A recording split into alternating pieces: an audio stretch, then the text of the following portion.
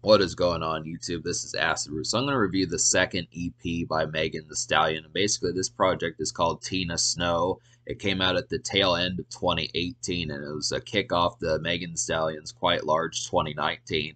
I started messing with Megan Thee Stallion around the Fever times, which I think came out in the spring of 2019. That's about where I found her, but I did want to mess with this project, and this has kind of been one that I've had on the back burner for a while. It's been a while since I've reviewed Megan Thee Stallion. I did review her EP Sugar, which had the hit singles Savage and Captain Hook on there. But you know, the more I think about it, Megan Thee Stallion's been kind of quiet in recent times. I feel like the first three and a half years between like late 2017 and about early 2021, Megan Thee Stallion was all over the place. She had all these TikTok songs, all these Snapchat songs, all these Instagram songs, and that type of stuff. And she was just all over the place. And she was making a pretty good buzz for herself, just getting these classic, at least in recent times, hit singles. And she's probably one of the larger musicians that I can remember from like the Snapchat era and the TikTok era between like mid 2018 to about early 2021. Now the TikTok era is still going on, but just to kind of say Megan Thee Stallion was an early component of that.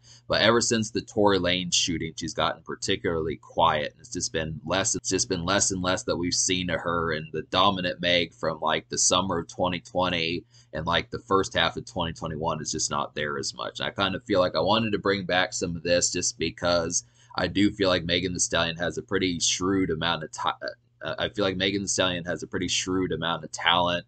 It's just I mean, it wasn't overlooked 2 or 3 years ago, but it's kind of starting to be overlooked already just because I feel like most people are so fleeting anymore that they forget about things that's more than like 3 or 4 months ago or something. So this is I mean, Megan Thee Stallion, in my opinion, is a staple of TikTok and could make, I mean, it's kind of like, I feel like TikTok is kind of like the ringtone of like the late 2010s, where ringtone rap was pretty large back in 2005, 2007, 2008 and such, but TikTok was kind of the situation. Megan Thee Stallion was a staple. A lot of her songs, like this one, a couple ones on here, Big Old Freak, Cocky AF, Savage, Captain Hook, some of the other ones that were on like the Fever EP from 2019 or the Fever mixtape is just, I kind of wonder about it. But yeah, I would have to say this is solid. I don't think this project is a classic, but it's better than I expected. I remember I really didn't give the Sugar EP such a good score back in the winter of 2021, but I would have to say I think there's a decent chance I would probably like that project more than I liked it 2.5 years ago. But I just, you know, I gave Suga a particularly low score back in 2021, but growing across these past 2.5 years, I think I'd probably give it a higher score now. I don't think it would be like a classic 9 or 10 out of 10 score nowadays, but I think it probably has more hits on there than I originally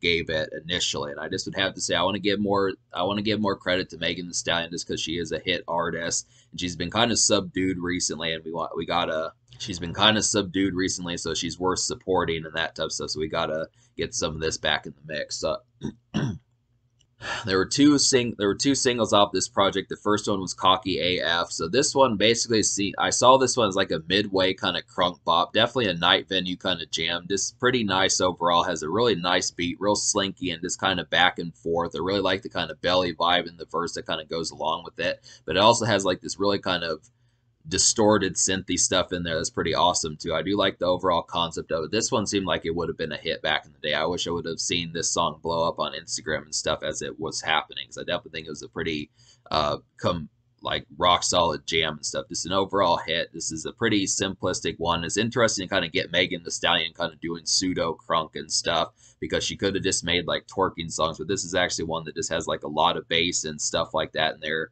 I like the fact that Megan Thee Stallion's pretty good at these club bops on here. But the second single is Big Old Freak, and this one kind of appears to me like more of a glitzy night out. This one's a little bit more contemporary, kind of one that you would just be in a nice whip and that type of stuff. Something with streaming services in the car, not necessarily a CD player, but just something, you know, you've got Spotify in the car, you've got the setup going, nice fancy lights in the vehicle and that type of stuff. Just some good stuff overall. Just cruising out on a Thursday, Friday, Saturday night, something to that context. It's very glitzy. I kind of like the context of it, just the way it kind of happened. Yeah, this starts off the beginning of Big Old Freak in the verses starts off this kind of breezy and soulful. This has like a nice kind of calming, soothing kind of feel towards it. And then it kind of switches into like these Indian flutes or something like that. This kind of makes it really, not really sure the instrument that is, but it has a nice context in there. It's just very contemporary and stuff. It's kind of an off to the side song, just like a female version of like a trap song, basically. Some of the trap that you would hear with that big whip heavy cruising down the street type stuff that just has that knocking kind of feel. I feel like this is just kind of the female standpoint of some trap that was circulating in late 2010s trap and such. It's pretty thick to be able to get such a thing.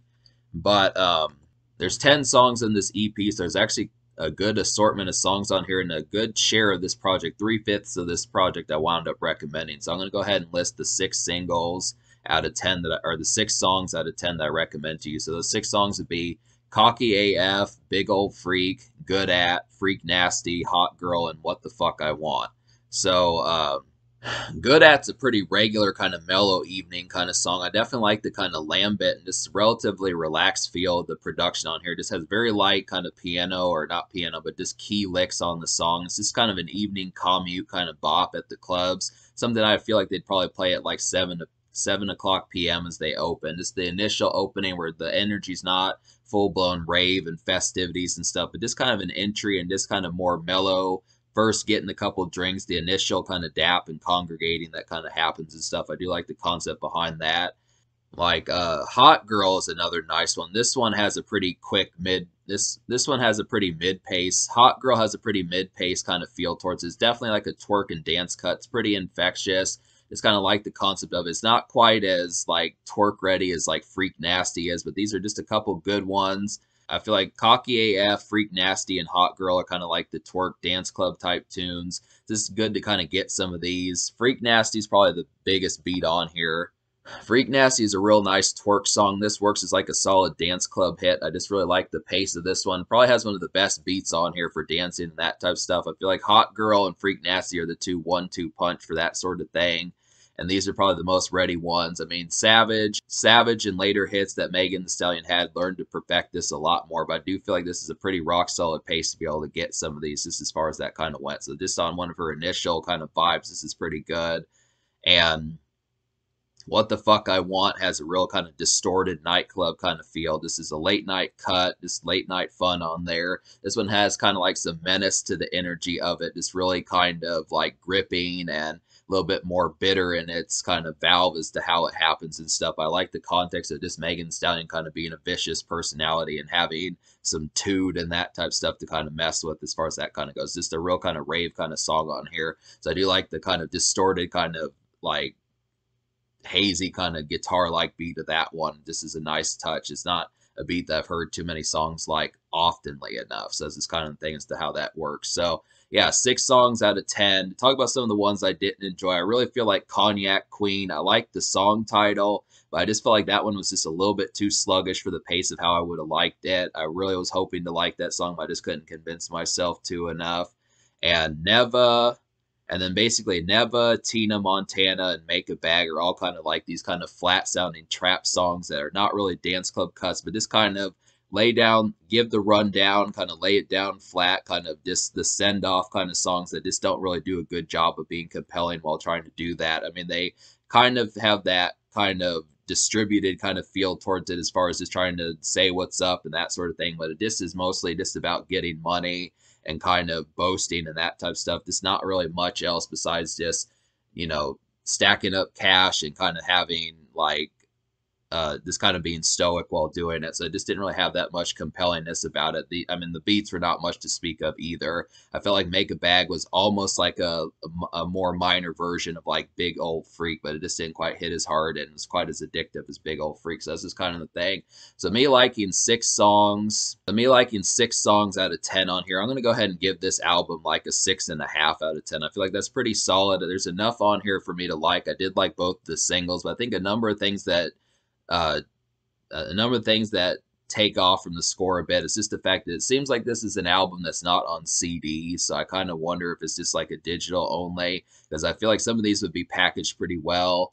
And then on top of that, I would have to say that some of these songs on here, this kind of Like, I know Megan Thee Stallion is kind of immersed in trap, but I wonder how some of these could have turned out better. I kind of like the concept. I mean, Megan Thee Stallion definitely had like these twerk songs and these nightclub songs down pretty pat, and even occasionally some of these kind of pseudo trap R&B type tunes. But in terms of just like doing like the type trap that Moneybagg Yo and DaBaby and Lil Baby and some of those folks, Migos even, that they do, it kind of felt like she just was like a kind of lesser version of that, and it just didn't quite come off quite as central as I would have liked for it. I mean, I do like the concept of trap in certain senses, but I don't know. It just the strictly trap only beats just were not quite good enough. I mean, I feel like Meg definitely had like the dance club and TikTok twerk.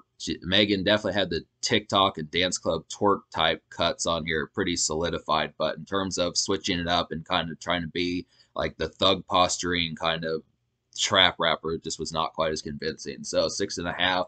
In terms of the social score, I'll give the social score like a 7.5 out of 10 because over basically 3/5 of the album, if not a little bit more than 3/5 of the album, has pretty nice stepping out kind of moments. It's definitely a jolt of fun, has some good moments for going along and having some good times and that type of stuff. But keep in mind that Megan Thee Stallion is similar to like City Girls, where money is a pretty central like MO for her. So she talks about it a lot, and she's really adamant about letting you know that she's not here for like folks that are not quite as rich as her. So that's just kind of the concept about it.